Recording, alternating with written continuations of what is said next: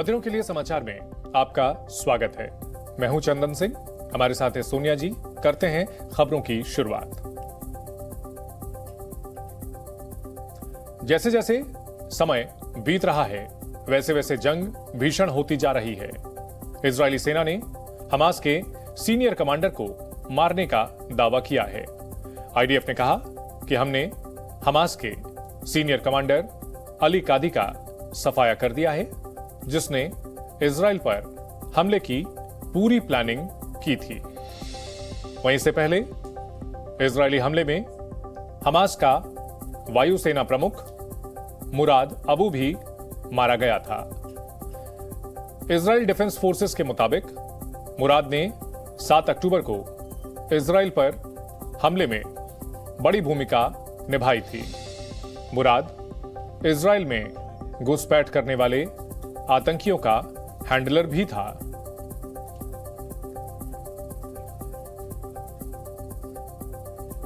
Israel Hamas जंग में मौतों का आंकड़ा बढ़ता जा रहा है।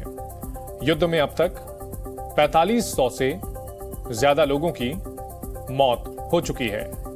गाजा के हमलों में इजराइल के 1400 से ज्यादा लोग जान गंवा चुके हैं।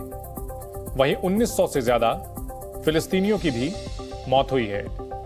इजराइल के हमले में 7,500 लोग घायल हुए हैं। इजराइल और हमास के बीच चल रहे युद्ध का आज 8वां दिन है। आतंकी संगठन हमास पर इजराइल का जोरदार हमला जारी है। आज सूरज निकलते ही गाजा हवाई हमलों से दहल गया और आसमान में काले धुएं का गुबार नजर आया। गाजा पट्टी में इजरायली सेना की तरफ से लगातार हमले जारी हैं। वहीं इजराइल ने एक बार फिर कहा कि उत्तरी गाजा को खाली किया जाए।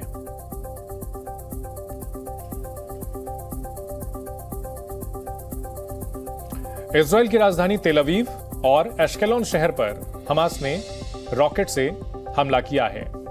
हमले के दौरान सेंट्रल इजराइल में सायरन बजने लगे।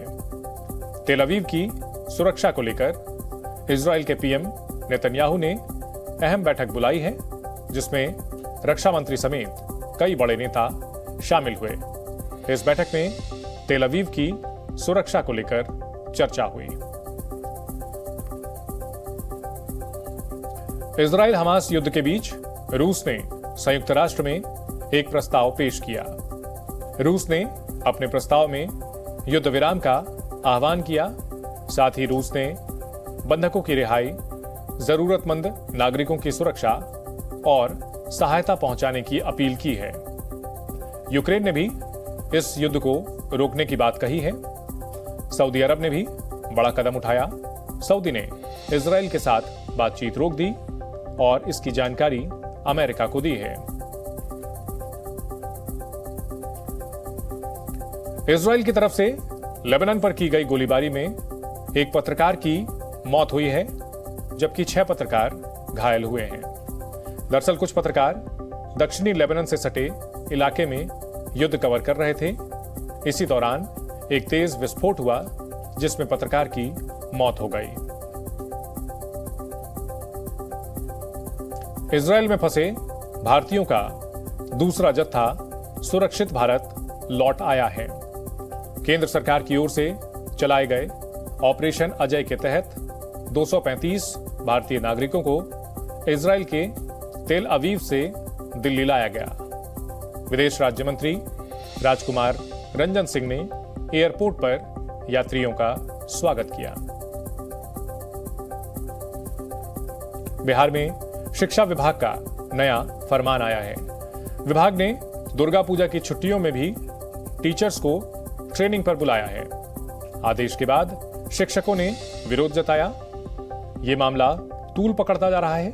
केंद्रीय मंत्री अश्विनी चौबे ने हिंदुओं की भावनाओं से खिलवाड़ करने का आरोप लगाया।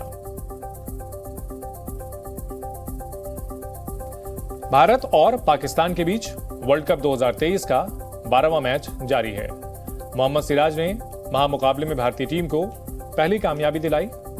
सिराज ने अब्दुल शफीक को 20 रन के स्कोर पर आउट किया। पाकिस्तान के दूसरे सलामी बल्लेबाज इमामुल हक 38 गेंदों पर 36 रन बनाकर आउट हुए हैं। बधिरों के लिए समाचार में फिलहाल इतना ही। रुकेंगे एक ब्रेक के लिए।